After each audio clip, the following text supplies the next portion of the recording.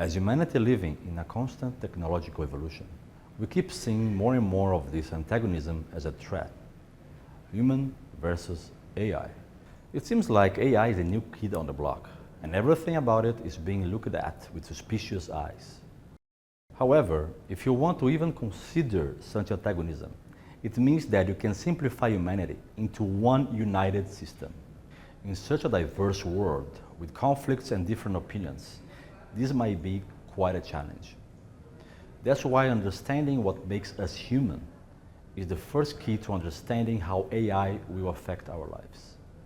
And that is actually part of my work as a designer, trying to understand exactly what unites humans' perception of all kinds of objects and goods. And it's quite simple. It is all about identity. If a person identifies with a product of any object, he will like it. And if you don't, they won't. After decades of studying people's reactions to objects and images, I realized there must be a way to decode the myriad of human preferences. I call this why people love stuff. This conversation can go deep into neuroscience, anthropology, and even physiology. But let's focus on something simple as our history. It all starts with something we call culture, which is nothing more than our history and the meaning we gave to it. Not just the human history that we learn, but everything that ever happened in our personal life as well. I believe we can take a piece of memory, a story, from a specific segment of society and assign its meaning subjectively onto an object. As a designer, ideally you want to know everything you can from your target audience before putting a pencil on the paper. For example, I was once briefed to design a chainsaw, and a target user was a war veteran or an army enthusiast who loves high-tech machines, especially attack helicopters, due to its incredible and powerful motor.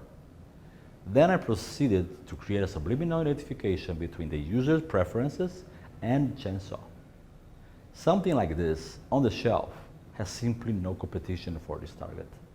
I can use this strategy with the most ordinary object, such as a simple drill, whose potential user would most likely dream to drive a fast supercar. But if our goal is to understand the human's choices and behaviors further, we need to dive into deep layers of conscience. Our instinct. Our instincts were mercilessly programmed through hundreds of thousands of years of evolution. These are hardwired data that influences our choices and reactions. But if we extract the most crucial elements that enhance our understanding of human behavior and perception, we often narrow down to two primary emotions, fear and desire. And how can a designer use this information? For example, in some cases, we tend to admire what we fear.